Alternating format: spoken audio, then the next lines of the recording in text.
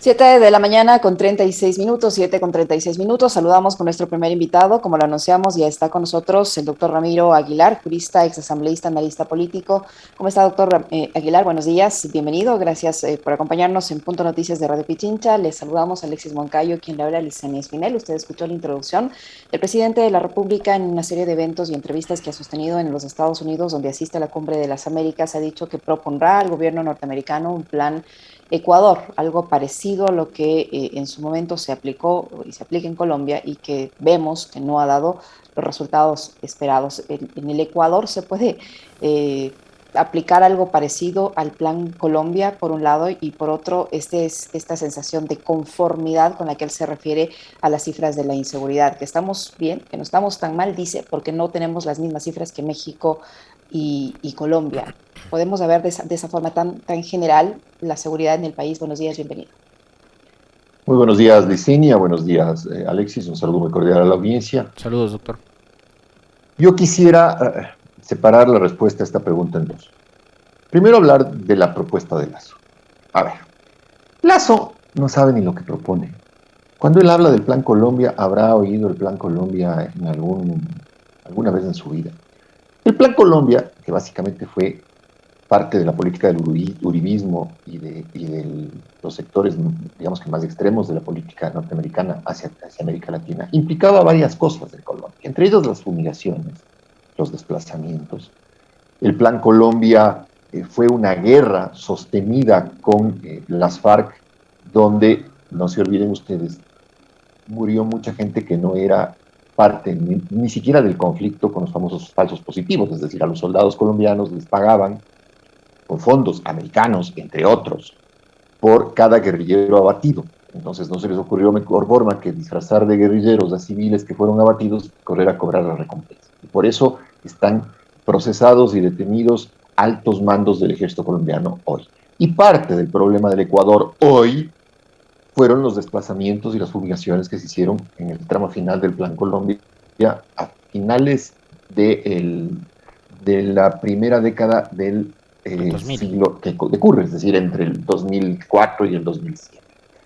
Entonces, además, el Plan Colombia necesitaba de recursos y de ingentes recursos dados por los Estados Unidos, helicópteros, armamento en una zona de combate, recursos económicos, etc. 6 bases militares. Entonces, exactamente. Entonces, cuando Lazo dice, le voy a proponer al presidente Biden un plan Ecuador, no tiene ni idea de lo que está hablando, porque la administración Biden no regala dinero. Partamos de ese punto. Dará algún tipo de ayuda a la Policía Nacional y a las unidades de élite de la policía en la medida en la que quieran mantener cierto tipo de vínculos geopolíticos, pero el gobierno de Biden no regala dinero de los contribuyentes norteamericanos. Y no en la escala en las que la mente de Lazo puede ir a divagar.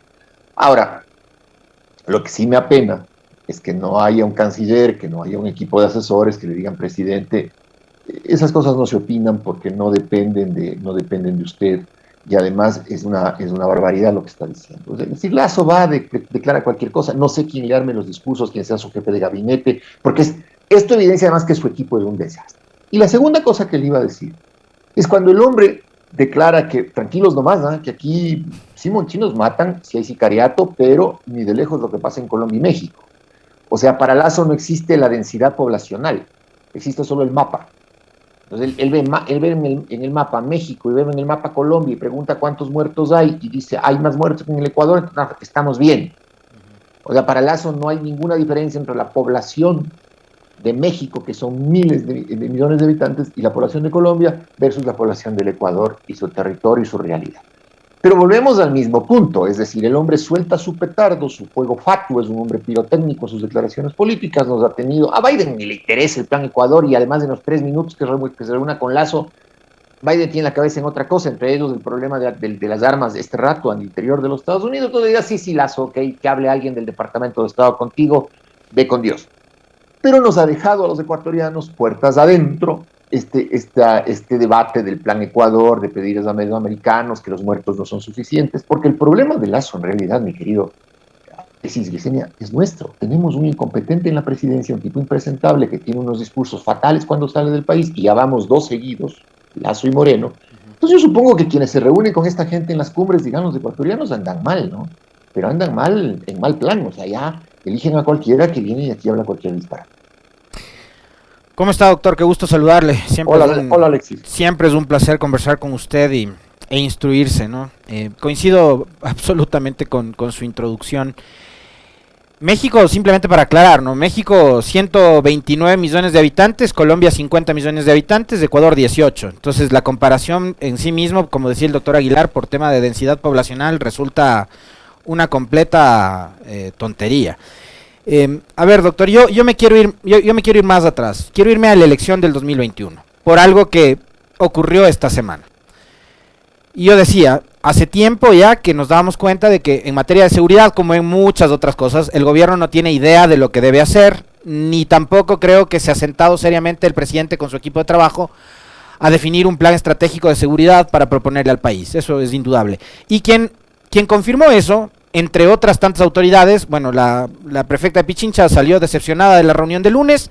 Eso es evidente porque además, desde la Revolución Ciudadana, estamos hablando de que hay una organización política que ha sido contraria y que hace oposición al gobierno de Lazo. Pero la alcaldesa de Guayaquil, que junto a Nebot pedía a gritos que votemos por Lazo en 2020 y 2021, salió y dijo que el presidente no tiene idea de qué hacer con la seguridad. Entonces, yo sí quisiera una reflexión suya sobre los niveles a donde nos ha llevado esta democracia tan frágil que tiene el Ecuador, esta democracia de papel que tiene el Ecuador, en donde el objetivo simplemente es ganar elecciones y no proponer un plan país, un plan de gobierno serio, sustentable, que se pueda sostener además y que hoy nos haga enfrentar a los ecuatorianos de esta situación. O sea, ya nos pasó con Moreno, el tipo ganó, gobernó como le dio la gana, botó al tacho de la basura el proyecto por el cual ganó las elecciones y hizo lo que hizo. Ahora pasa con Lazo. Los socialcristianos tenían como bandera de batalla, y usted que les conoce muy bien, porque fue compañero de algunos de ellos en la asamblea, el tema de la seguridad. La seguridad. Y resulta que su presidente nos tiene ahora entregados en cuerpo entero a la delincuencia. Mira, Alexis, la reunión del presidente con los alcaldes es una reunión que tampoco tenía mucho futuro, porque la competencia en el manejo de la seguridad interna del Estado y de la política criminal y de la política de seguridad es del presidente.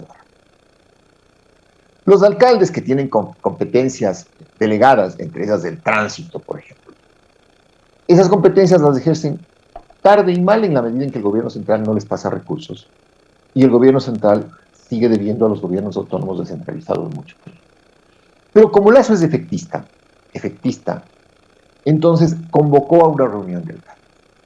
Y en esa reunión de alcaldes, donde los alcaldes tampoco estuvieron a la altura, ni los prefectos tampoco, usted menciona la reacción de la prefecta de Pichincha, que me parece razonable. A ver, señores, ¿para qué me trajeron? Paula, que tiene, digamos, experiencia política y ejerce con seriedad la política, fue ella. La señora alcaldesa de Guayaquil trajo toda la parafernalia de seguridad del municipio. Ella misma vino representando el carácter de Sarah Connors, la mamá, nieta, hija del elegido. Exactamente. Entonces, es parte de este juego de imágenes que es muy de la política de la derecha. O sea, la política de la derecha es así. De hecho, la señora Cintia Viteri, cuando estaba en la asamblea, y yo la conozco en efecto muy bien, fue mi compañera de bancada, llamémosle así. Ella daba discursos efectistas en la asamblea, pero el efectismo de un discurso parlamentario no es lo mismo que la necesidad de ejecutar políticas públicas cuando usted tiene la responsabilidad de atender las necesidades de una ciudad. ¿Sí? Entonces, en el ámbito de las competencias, ahora, la prefectura en materia de seguridad, no solamente la prefectura de Pichincha, todas las prefecturas del país no tienen ninguna competencia, pero ninguna. Entonces, son estas reuniones que convoca Lazo para que le tomen fotos, porque Lazo es el presidente de las fotos, es el presidente de las iniciativas tontas. A ver, ¿qué hacemos ahora? Es como un presidente de un mal consejo estudiantil, de un colegio fresa. Entonces hay que repartir ahora chupetes porque la gente está triste. Y algo así hace Lazo con la seguridad. El problema es que la seguridad es un tema muy serio. de que muere mucha gente. Y en el tema de ayer, Alexis, que usted mencionó, y un personaje al que balean en Plaza Milán, me parece que se llama. El tipo estaba en un carro blindado, sale del accidente, le vuelven a balear en las inmediaciones del hospital. Pero si usted revisa el prontuario del hombre, el hombre tenía que estar en la cárcel. Tenía una cantidad de acusaciones que el hombre debía estar en la cárcel. Entonces, ¿por qué un hombre con ese prontuario está libre en las calles? Y la respuesta es sencilla, porque los jueces le liberan, y ahí no tiene nada que ver ni Lazo, ni los alcaldes, ni los prefectos, ni la señora fiscal general. Ahí tiene que ver el Consejo de la Judicatura y los jueces que liberan a los delincuentes. 18 personas detenidas en el Bernaza producto de la balacera, inmediatamente libres. Entonces, mi querido Alexis, yo discrepo con usted en una frase. Yo no creo que la democracia ecuatoriana se haya debilitado. Lo que sí se debilitó de una manera brutal fue la institucionalidad. Es decir, elegimos democráticamente, pero una vez que requerimos de las instituciones que funcionen y que cumplan su labor, no hay instituciones. Porque el discurso primordial de Moreno y de Lazo ha sido básicamente, hasta hace pocas horas en el tema de Lazo, destruyamos al correísmo.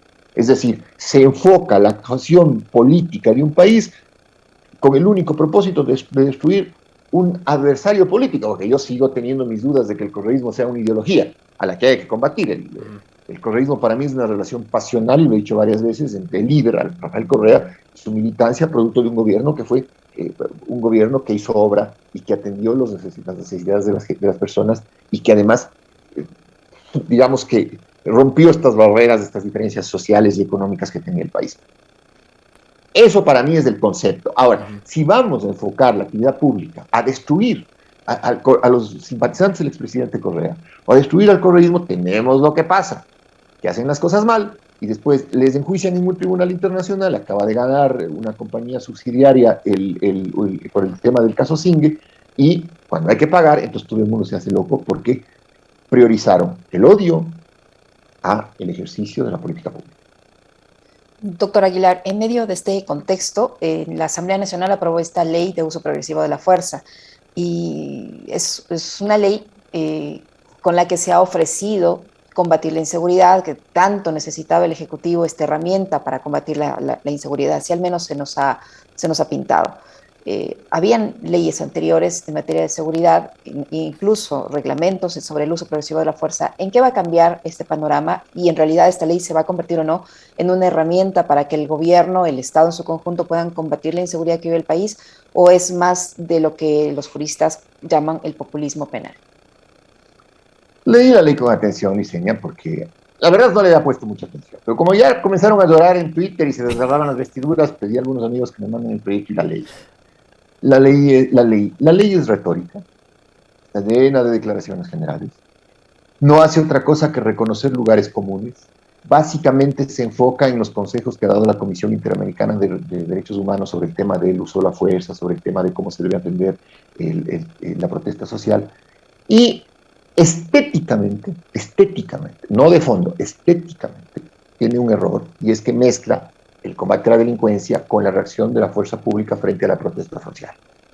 No es una ley represiva, no es una ley que facilitará que los policías y los militares salgan a matar a los protestantes, eso no va a pasar, pero creo que fue poco feliz de juntar los términos. No obstante, juntos o separados, esta ley no va a cambiar el escenario, porque primero, a ver, desde 1830 el Estado ecuatoriano tiene un Estado que tiene fuerzas armadas y policía que pueden usar la fuerza, si no, no tendríamos Estado. El Estado tiene que usar la fuerza porque la fuerza nace de la ley, y la única forma de hacer que se cumpla la ley es usando la fuerza. Capítulo 1, página 1, párrafo 1, desde la genealogía de la moral de Nietzsche hasta el contrato social y la constitución de Cúcuta de 1812 y la constitución del Ecuador de 1830. O sea, decir que aquí la fuerza pública no podía usar las armas porque no había esta ley, es decir, a ver, entonces desde 1830, ¿qué pasaba? ¿Me explico? Eso es falso, retórica. Yo creo que más que populismo penal, es un tema de nominalismo. Es decir, en el Ecuador ponemos un título a una ley. Ley de lucha contra la erradicación de la pobreza, ley de equilibrio fiscal, ley de uso legítimo de la fuerza, ley de eliminación de la delincuencia, y con el mero título de la con el mero uso de la palabra pensamos que el problema está solucionado. Y el problema de la seguridad, ¿sí? El propio Lazo, y eso hemos charlado con Alexis hace 15 segundos, el propio Lazo en Los Ángeles no dijo, he creado una ley de uso legítimo de la fuerza que va a eliminar la inseguridad, ni la mencionó. Lo que dijo fue, oigan, ¿saben qué? Voy a pedirle a los Estados Unidos un billetón para ver si nos ayuda en el combate a la delincuencia, porque en el fondo es un tema de recursos. Y cuando se refiere a la ley, lo que agradece es, bueno, que la Asamblea me ayude. En todo caso, a donde quiero llegar es, si las esperanzas del Ecuador en cuanto a mantener su seguridad están cifradas en la ley, estamos equivocados. Así como están equivocados aquellos que exacerban el efecto de la ley sobre lo que puede ocurrir en el momento en el que hay una protesta social, porque no va a haber represión. ¿Por qué no va a haber esta represión que usted dice, como lo plantean, por ejemplo, un sector de Pachacuti en general, que ha pedido al presidente de la República que vete esa parte, los artículos 23, 24, 25 me parece que son?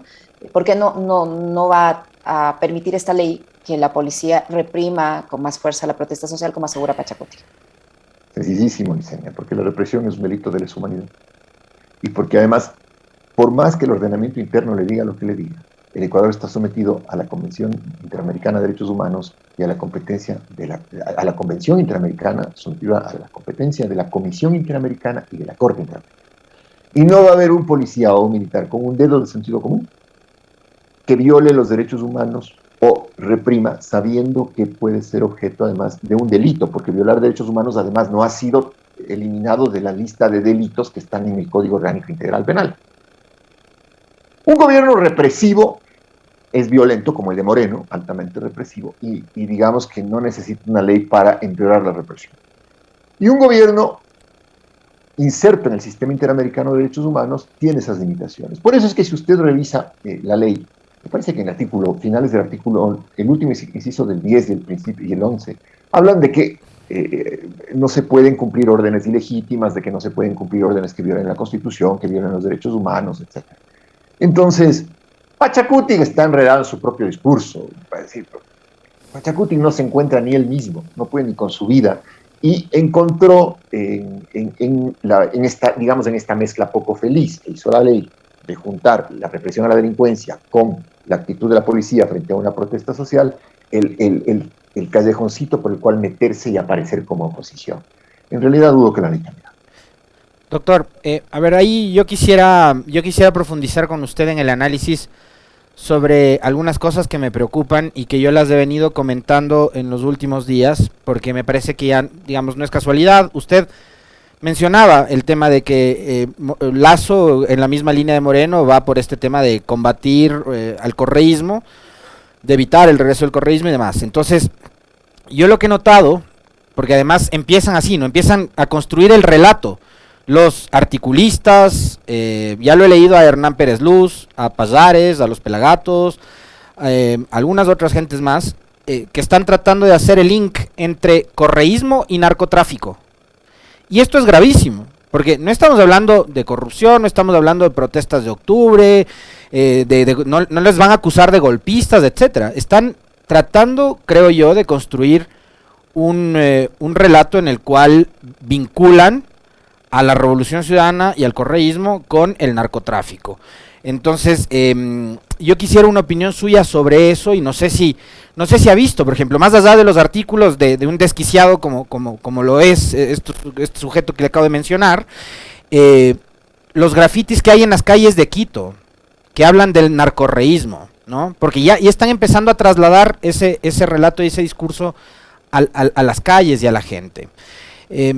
Eso, y lo otro, o sea, con un gobierno que evidentemente está haciendo y está usando a la seguridad como parte de la politiquería, y esto es lamentable, porque fíjese usted la discusión entre la alcaldesa de Guayaquil y el gobernador del Guayas. O sea, el gobernador del Guayas que nos habló de los Avengers, de poner luces LED, cosas por el estilo, diciéndole a la alcaldesa de Guayaquil que no use como politiquería el tema de la seguridad. O sea, a este punto hemos llegado. Entonces, yo sí quisiera una reflexión suya sobre esto, ¿no? Sobre cómo están utilizando un tema tan delicado como este, donde hay, y hemos lamentado tantas muertes violentas, creo que vamos por las 2000 en lo que va del año, la inseguridad como parte de la politiquería y la construcción de estos enemigos tan peligrosos, ¿no? De los que ellos están empezando a hablar. A ver, esta gente que usted ha mencionado, la que yo no leo por un tema de asepsia mental, es decir, sencillamente... Yo a rato sí soy medio masoquista, le cuento. Sí, así veo que usted se azota, usted es un cucurucho de los... Yo no les leo. No les leo por una razón, porque sé quién les manda a escribir. Y entonces, cuando esta gente escribe, es porque seguramente hay lineamientos del gobierno, lineamientos de la embajada, que es la que al final termina pagando estas historias a través de las ONGs. Y si usted revisa, Alexis, ¿qué le están diciendo a AMLO, a Andrés Manuel López Obrador en este momento en México? Le están diciendo que está vinculado con los narcotraficantes. Uh-huh. Y López Obrador, que tiene además un buen sentido del humor, saca una foto de él cuando era jefe de gobierno de la Ciudad de México junto a Felipe Calderón y dice, el expresidente de México dice, la única foto mía con un narco es la que estoy con este al lado, que es Felipe Calderón, lo cual es cierto, porque la administración de Felipe Calderón, aliada al gobierno norteamericano, tiene a sus principales zares antidrogas presos o procesados en los Estados Unidos. Felipe Calderón, que además le ganó la elección en el 2006 a AMLO, ¿no? Exactamente. Ajá. Con una alta probabilidad de fraude. De fraude, sí. A Petro le están haciendo lo mismo.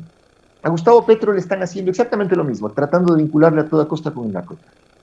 Yo creo que en el fondo, ¿sabe qué pasa, mi querido Alexis? No tengo, digamos, que elementos materiales para afirmar esto. No tiene pruebas, pero no tiene dudas tampoco, dice. Sí, exactamente.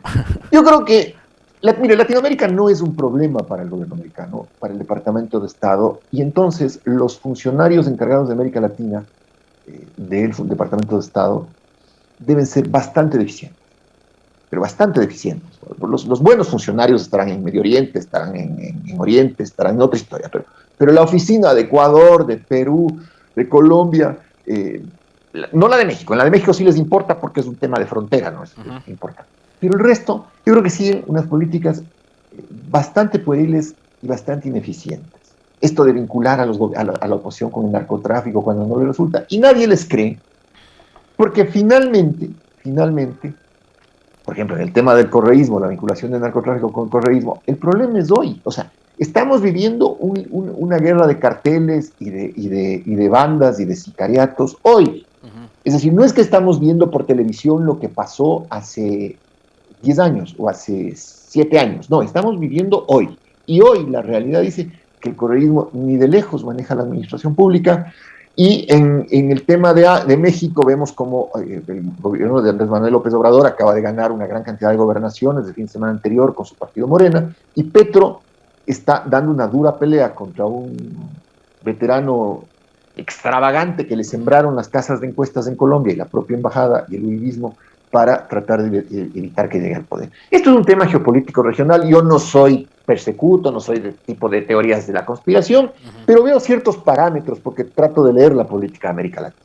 Y estas pintadas en las paredes y esta vaina, mire, ¿quién va a pintar en una pared narcoterrorismo si no es algún ñato del propio gobierno? O sea, brigadas de grafiteros del gobierno. Pues no tiene sentido. Cuando en realidad la disputa que se está dando en las paredes del Ecuador, en las calles y en las cárceles, es entre lobos, tiguerones, choneros, chone killers, donde el correísmo no toca pito. Realmente no toca pito. Y le voy a decir una cosa adicional, amigos. Mataron a un muchacho que era jefe de los Latin Kings. Y en ningún comunicado, en esta guerra de bandas, ni los choneros, ni los lobos, ni los tiguerones, ni los chone killers mencionaron a los Latin Kings. Le mataron a ese muchacho con el único propósito de asociar perversamente en la mente de la gente correísmo con Latin Kings, porque el correísmo había firmado, cuando estaba en el gobierno, un acuerdo de reinserción con los Latin Kings. Pero fíjese simultáneamente, doctor Aguilar, pero fíjese, a ver, yo entiendo que su reflexión, su análisis sobre este tema es además bastante prudente, indudablemente, inteligente como lo es usted, pero yo le quiero llevar más allá, porque la opinión pública construyó el caso Arroz Verde, que terminó siendo sobornos y finalmente lo sentenciaron a Correa. La opinión pública creó el caso Singue y fíjese cuál fue cuál ha sido el final del caso Singue. La opinión pública, el periodismo de investigación y de tales, es el que ha sido como el que lanza el puntapié inicial para después de empezar a elaborar teorías como la del influjo psíquico. Entonces, si tenemos la justicia que tenemos, la fiscalía que tenemos, los jueces que tenemos, digamos, a mí no me sorprendería que vayan por una sentencia en contra de determinados cuadros de la Revolución Ciudadana por vincularles con el correísmo, por lo que usted irónicamente mencionaba, el tema de las fotografías, que a mí también me resulta, digamos, una completa y absurda payasada, pero este es el Ecuador que tenemos, un Ecuador gobernado por Lazo, por Lazo, que cada vez que da una entrevista dice barbaridades, pero adicionalmente, acuérdese que quisieron vincular la concesión de 2 habeas corpus, uno de ellos en beneficio de Jorge Glass, con la violencia que se había desatado dentro y fuera de las cárceles. Hasta eso fueron capaces de hacer. Los mismos ñatos que usted menciona al principio, pues estos que construyen el relato. Estos que construyen el relato. Uh-huh. Pero aquí hay una gran diferencia, y es el sicariato, el narcotráfico, la violencia, son una realidad. La ineptitud del gobierno, la destrucción de los servicios públicos, la corrupción de la justicia, la penetración del narcotráfico a la policía, son una realidad. Y la ausencia total de competencia del presidente Lazo y de su equipo de gobierno para resolver esos problemas son una realidad. Y la realidad es como un muro. Entonces, cuando a usted le dicen el país está bien, camina hacia adelante, y usted ve el muro, usted no camina porque se rompe la nariz. Pero si dicen, no, ahí no hay muro, sigue. Nadie es tonto, nadie camina. Yo creo que también se está agotando el relato, cómo se agotó el relato en México, cómo se agota el relato en Colombia. Se está agotando el relato. En el Ecuador ha durado un poco más, porque somos un país pequeño y bastante parroquiano en ciertas cosas. Pero al final del día, mi querido Alexis, yo dudo mucho, y esto sí le digo como abogado, que sean tan audaces de construir una hipérbole mediática relacionada con la vinculación del narcotráfico con el correísmo, porque eso implicaría 2 cosas. La primera, encontrar la droga, o encontrar el dinero de la droga, y lo que han hecho están vinculando ahora la foto de Aliaga metido en una piscina tomándose unos guaros con unos niños corruptos, es decir, un tipo que no debió haberse metido en esa piscina jamás, jamás. Porque uno puede tomarse una foto en política, y eso es verdad, con todo el mundo. Un político no le niega una foto a nadie. Pero una metida en piscina y una topada de un guaro, eso no es es política nomás. Pero ese es problema de Aleara, no ni del partido, ni del movimiento, ni de nadie. ¿Sí? Y yo creo que el presidente Correa salió apresuradamente a defender a su cuadro, sin averiguar bien la cosa, y ahora está tomando distancias del tema como debe hacerlo. Pero debe entender también la militancia dura de la Revolución Ciudadana, que los procesos de autocrítica y de depuración son buenos. Porque a mí no me cabe la menor duda que en la Revolución Ciudadana, como en cualquier otro movimiento, partido político en el Ecuador, pasa lo que pasa en el Ecuador. Es decir, que está infiltrado por una serie de personajes oscuros. Incluso el propio gobierno de Lazo. Porque es del Ecuador, es la matriz, es la sociedad ecuatoriana.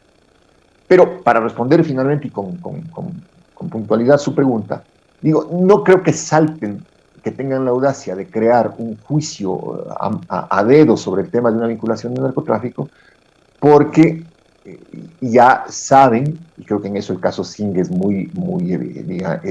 da mucha luz al tema, que un juicio montado termina siendo revisado por cortes internacionales, en este caso la CIDH, y esta gente va a tener que reparar al Estado y mucho.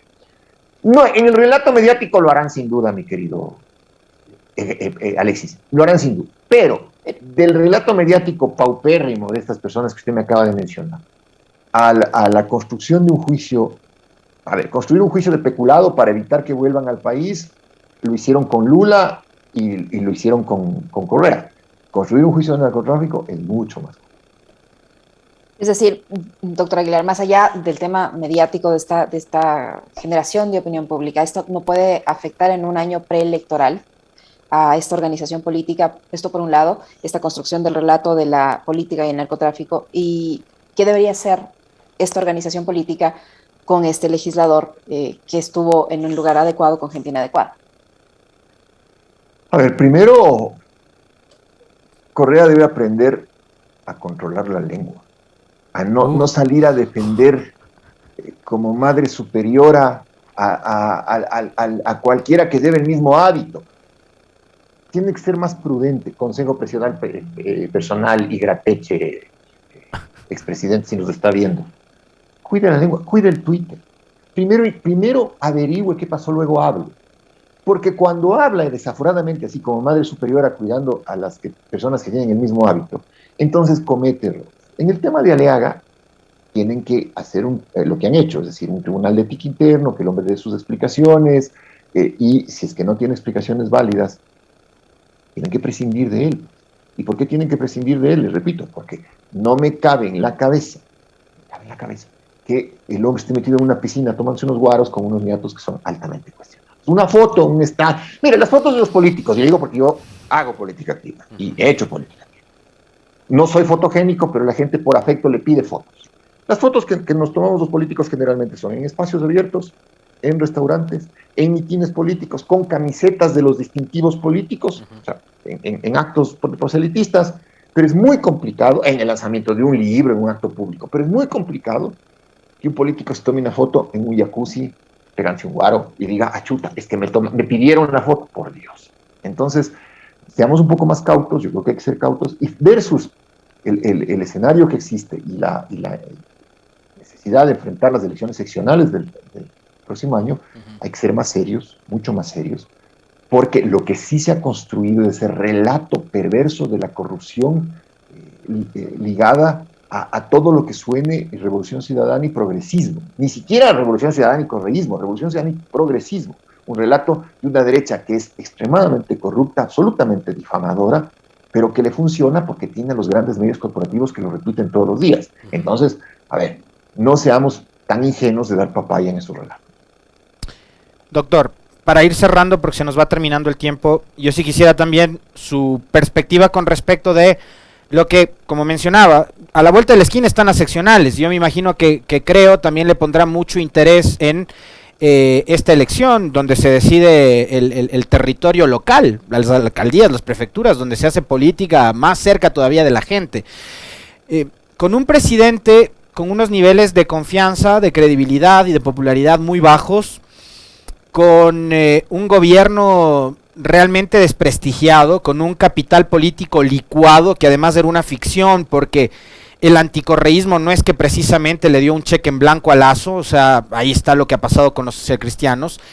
¿Cómo le ve usted el futuro del gobierno y del presidente Lasso cuando, por ejemplo, ellos han planteado y han repetido nuevamente la posibilidad de ir a una consulta popular, en donde se podrían plantear diversos temas, ¿no? Pues una consulta popular con un gobierno con una popularidad paupérrima como el actual, ¿qué futuro tiene? ¿Qué futuro tiene el propio presidente Lasso dentro de su gobierno?